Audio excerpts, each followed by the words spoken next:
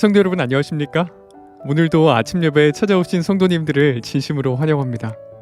성도 여러분, 누군가와 관계가 깨어졌을 때 마음이 무너진 경험이 있을 것입니다. 오늘 말씀을 통해 화평케 하는 자가 받는 복이 무엇이며 진정한 화평은 어디서부터 시작되는지 깨닫는 귀한 시간 되시길 간절히 바랍니다. 이제 기도하겠습니다. 하늘에 계신 아버지, 오늘도 아침 예배로 저희를 불러주셔서 감사합니다. 온 마음을 다해 말씀과 성령의 음성을 붙잡고 승리하는 하루 될 수 있도록 힘을 허락해 주시옵소서. 날마다 팔복의 말씀이 우리의 삶의 경험이 되기를 원합니다. 주여 인도해 주시옵소서. 오늘 말씀을 전하시는 목사님과 말씀을 듣는 모든 성도들이 말씀으로 하나가 되게 하시고 화평케 하는 자가 될 수 있도록 인도하여 주시옵소서. 예수님의 이름으로 기도드립니다. 아멘. 오늘은 목사님께서 특별한 말씀을 준비해 주셨습니다. 함께 묵상할 제목은 용서가 안 될 때 어떻게 해야 하는가 2부입니다. 이제 목사님께서 권면의 말씀을 전해주시겠습니다. 안녕하십니까? 오늘도 화평케 하는 자가 받는 복을 살펴보겠습니다. 제가 참 좋아하는 말씀이 있습니다. That I may know him 174페이지입니다. 그리스도인이 된다는 것은 단지 그리스도를 믿는다고 고백하는 것이 아니라 그리스도의 마음, 곧 모든 일에서 하나님의 뜻에 복종하는 마음을 가지는 것을 의미한다. 성도 여러분, 주님을 믿는다는 것은 주님의 뜻에 복종하는 것입니다. 주님의 뜻에 굴복하는 사람, 이 사람들은 고집과 투쟁이 사라지게 되고 화평케 하는 자로 살게 됩니다. 자, 질문 드리죠. 불화와 갈등이 생기고 그 사람과의 관계가 불편해졌다는 것이 무슨 뜻입니까? 자, 교회에서, 가정에서, 어떤 사회에서 사람 사이에 불화가 생기고 갈등이 생기고 불편해졌어요. 관계가. 무슨 뜻이에요, 그것이? 하나님과 사탄의 전쟁이 시작되었다는 것입니다. 그렇게 받아들이라는 것이에요. 사탄이 움직였다는 뜻입니다. 사탄이 움직였기 때문에 이런 일이 생기는 것입니다. 지금 관계가 깨지고 흔들릴 때 그것을 전쟁으로 바라보고 그때 내가 반드시 하나님의 편에 서야겠다고 뜻을 정하라는 것입니다.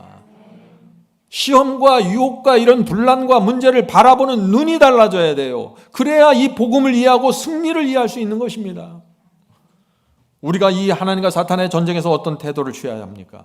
문제가 생길 때 그리스도께 달려가야 됩니다. 그 원수에게 가지 말고 그리스도께 달려가야 돼요. 하늘 성소에 계신 주님께 나가 치유받고 회복되어야 하는 것입니다. 그것이 기도이고 그것이 말씀입니다. 그것이 승리입니다. 화평케 하는 자는 복이 있나니 저희가 하나님의 아들이라 일컬음을 받을 것이며, 화평이 깨져 있어요. 문제가 생겼습니다. 심각합니다. 그런데 이 하나님의 자녀들은 어디로 간다고요? 하늘 성소에 가서 회복되는 것입니다. 그래서 화평케 하는 자로 살아가는 것입니다.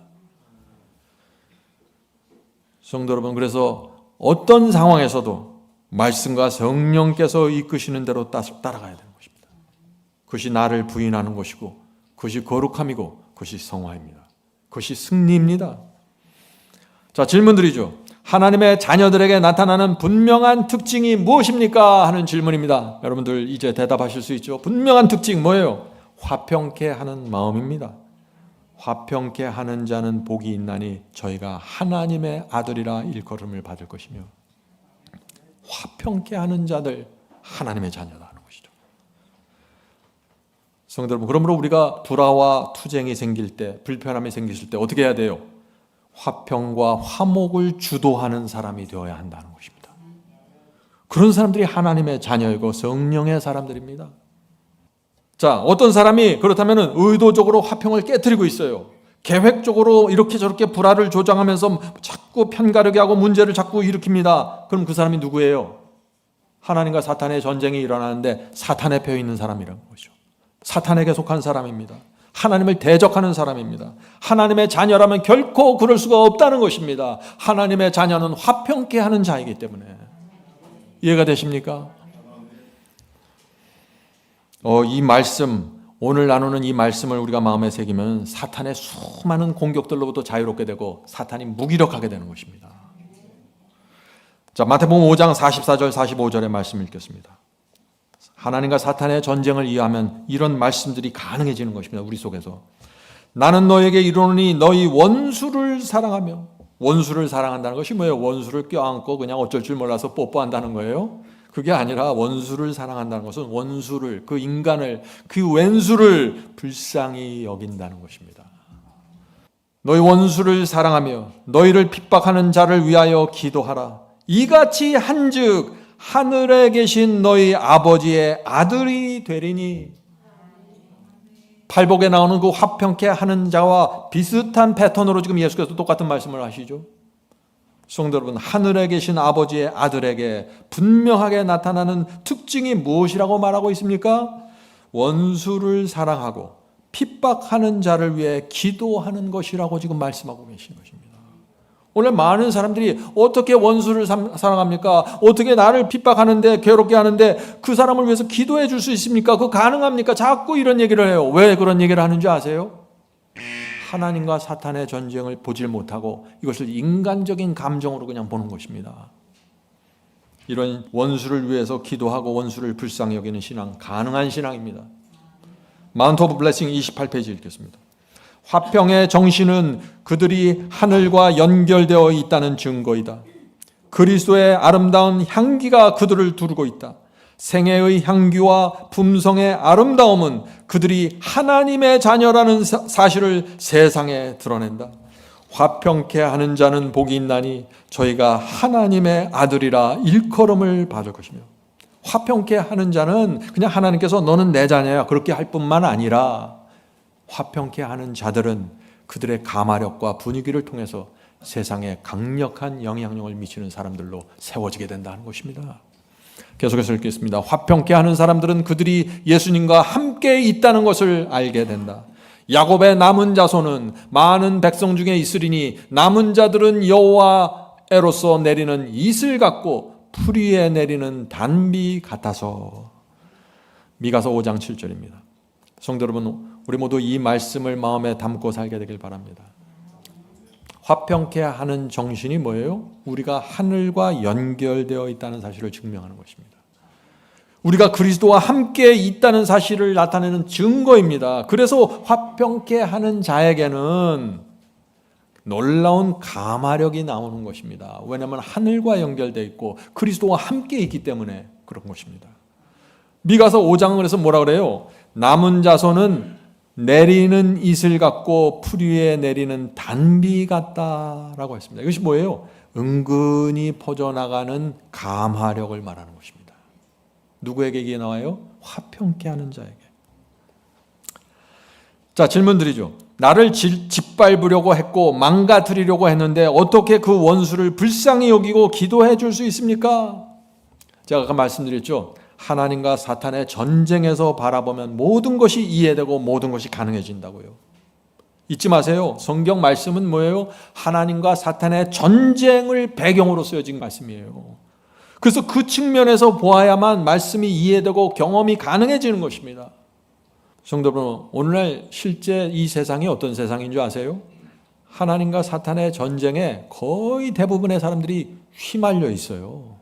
수많은 사람들이 사탄에게 잡혀있고 조종당하고 있습니다. 그래서 그 사람이 나에게 와서 그런 말을 한 거예요. 그 사람만 보지 말고 그 뒤에 서 있는 사탄과 악령을 보라는 것이에요. 예수께서 하신 것처럼. 자신이 무엇을 하는지 모른 채 함부로 말하고 함부로 생각하고 다른 사람을 짓밟고 무시하는 것입니다. 왜요? 사탄에게 당했어요. 제가 지금 무엇을 말하고 있냐면요. 나를 짓밟고 나를 무시하고 조롱한 사람도, 그 원수도 사탄에게 당한 피해자라는 사실을 제가 말씀드리고 있는 것입니다. 이해가 되십니까? 그 왼수도 잃어버린 영혼이라는 것입니다. 사탄에게 붙잡혀서 끌려가고 있는 사람입니다. 우리가 그 원수를 그래서 어떻게 바라봐야 할까요? 이 질문을 하고 있는 것입니다. 불쌍히 바라봐야 된다는 것이죠. 하나님과 사탄의 전쟁에서 원수를 바라봐야 합니다. 그렇게 하면은 예수님의 말씀이 이해가 되고 내 속에서 이루어지게 된다 하는 것입니다. 마태복음 5장 44절 나는 너에게 이르노니 너희 원수를 사랑하며 너희를 핍박하는 자를 위하여 기도하라. 이 말씀이 이해가 되십니까? 잊지 마세요. 그 사람이 나에게는 원수지만 하나님께는 잃어버린 영혼입니다. 하나님께서는 피로써 그 영혼을 구원하길 원하는 것입니다. 우리가 원수를 어떻게 바라봐야 할까요? 로마서 12장 20절 성경은 다 똑같은 말을 하고 있다는 사실을 여러분이 확인하시길 바랍니다. 로마서 12장 20절 내 원수가 줄이거든 먹이고 목마르거든 마시게 하라. 말이 안 되잖아요. 원수가 있는데 나를 아주 죽이려고 했던 원수인데 배가 고파요? 그럼 있는 것도 뺏어버려야죠. 그 원수에게 가서. 그렇게 하지 말라는 거예요. 원수가 줄이거든 먹이고 목말라 하거든 마시게 하라. 그리함으로 네가 숯불을 그 머리에 쌓아 놓으리라. 놀라운 말씀 아닙니까? 나를 괴롭힌 원수를 왜 내가 먹여주고 마시게 하고 도와주어야 해요? 나를 공격했던 원수에게 잘 대해주고 도움을 주면은 어떤 일이 생깁니까? 원수가 부끄럽게 되고 원수의 얼굴이 빨갛게 되죠. 그것이 바로 원수의 머리에 숯불을 올려놓는 것이다 라고 지금 말하는 것입니다. 원수의 멱살을 붙잡고 싸우는 것이 아니라 원수의 머리에 숯불을 올려놓으라고 지금 바울은 말하고 있어요. 성도 여러분, 우리가 원수를 너그럽게 대해주면 어떻게 됩니까? 양심이 완전히 마비된 사람이 아니라면은 성령께서 그 사람의 마음에서 역사하기 시작합니다. 어떻게 역사하세요? 성령께서 그 양심 속에서, 그 사람의 양심 속에서 책망하기 시작합니다.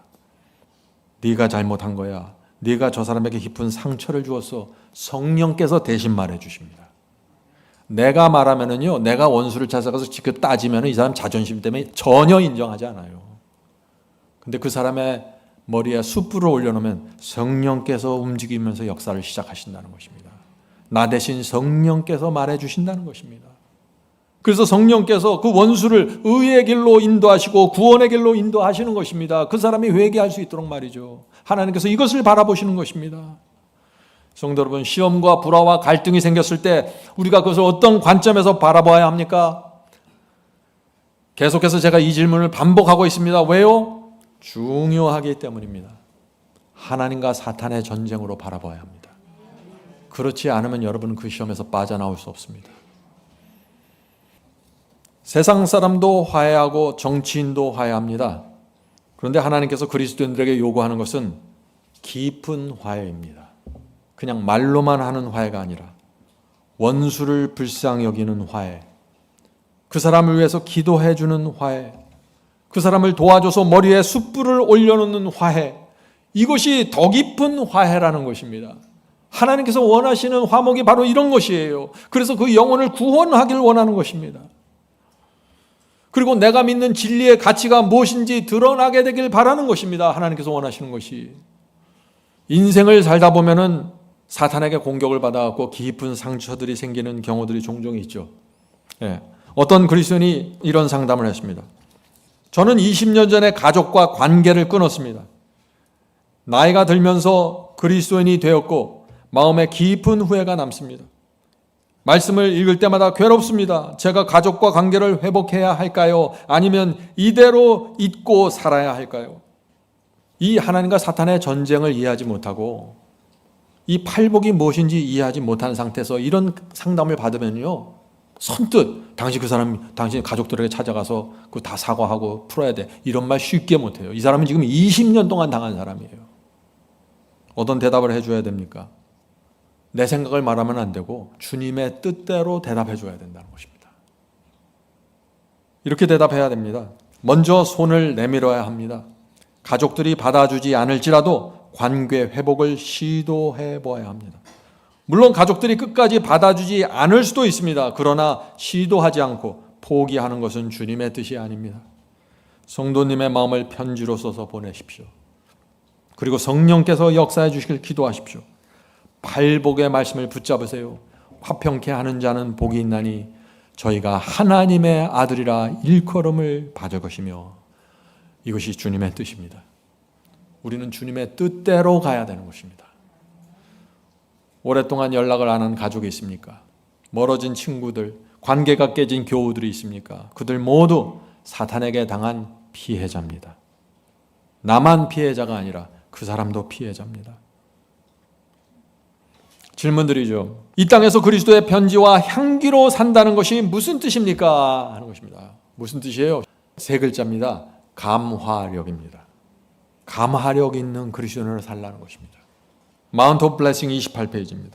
그리스도를 따르는 자들은 평화의 기별을 가지고 세상으로 보내진다. 자신도 모르게 조용히 거룩한 생애에 감화를 끼치는 자는 그리스도의 사랑을 드러낼 것이다. 그리스도의 사랑을 어떻게 드러내요? 감화력으로 드러낸다는 것입니다. 말과 행동을 통해서 다른 사람들에게 죄를 버리게 하고 마음을 하나님께 바치게 하는 자는 누구나 화평케 하는 자이다.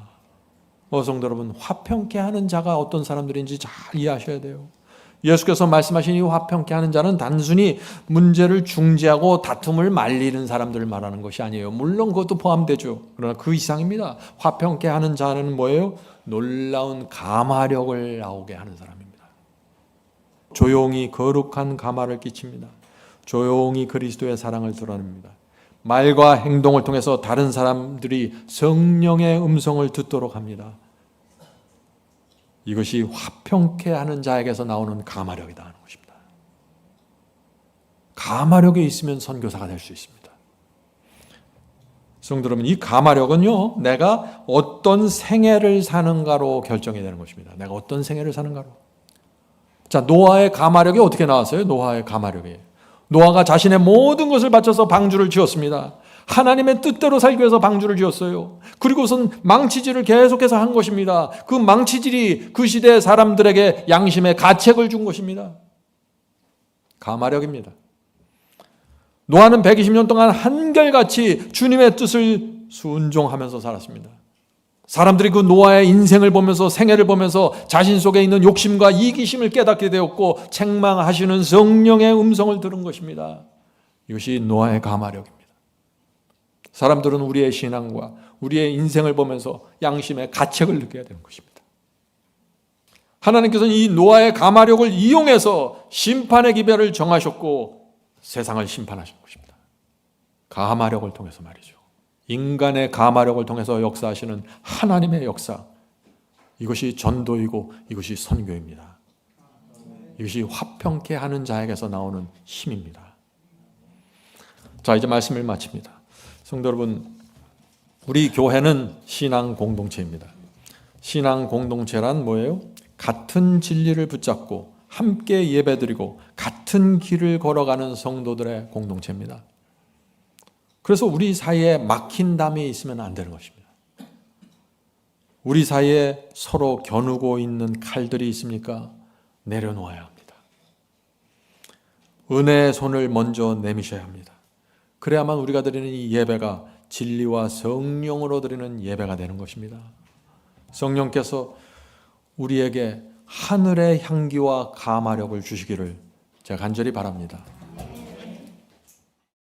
하늘에 계신 아버지, 저희가 이 세상을 그리스도인으로 살길 원합니다. 화평케 하는 자로 살길 원합니다.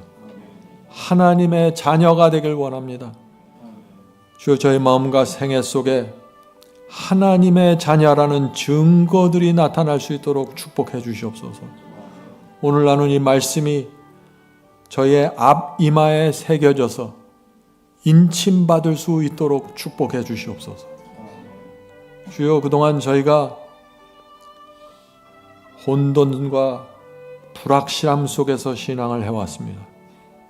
발복의 말씀을 통해서 저희가 하나님을 점점 더 분명하게 보게 돼서 감사드립니다. 주여, 저희가 하나님과 사탄의 전쟁이 일어나고 있는 시대에 저희가 어떻게 살아야 될지, 무슨 마음과 어떤 태도를 갖고 살아야 될지 가르쳐 주시옵소서. 그래서 빨리 시험에서 벗어나고 빨리 시험에서 승리하는 길을 배울 수 있도록 도와주시옵소서.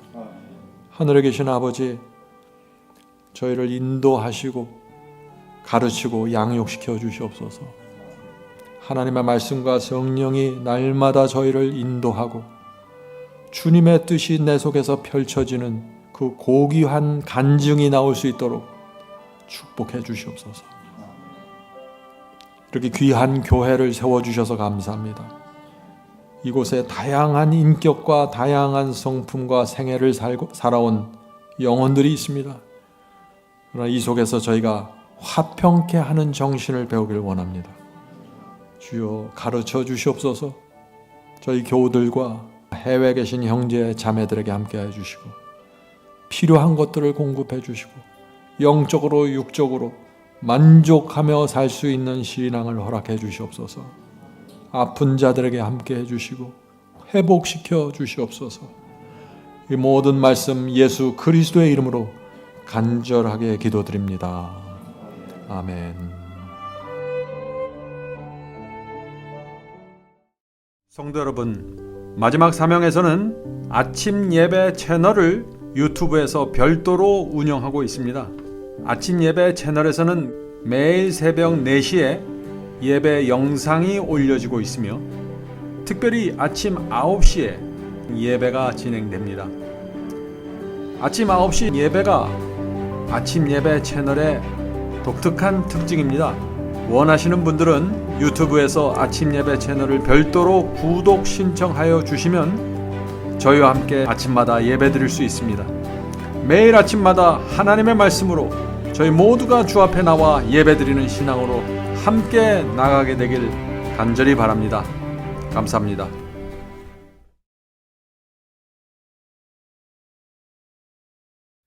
대산을 넘어 한국에 가도 빛 가운데로 걸어가면 주께서 네 버리시기로 약속한 말씀 변치 않네.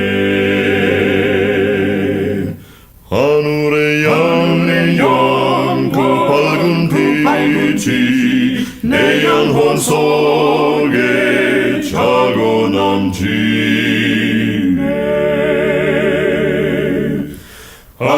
할렐루야 널 기뻐하며 주 이름 높이 찬양하리.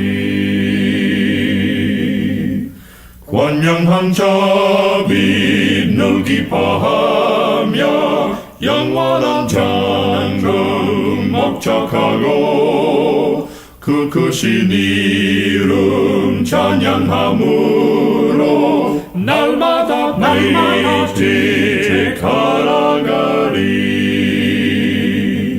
하늘에 열린 그 밝은 빛이 내 영혼 속에 차고 넘치네. 할렐루야 널 기뻐하며 주 이름 높이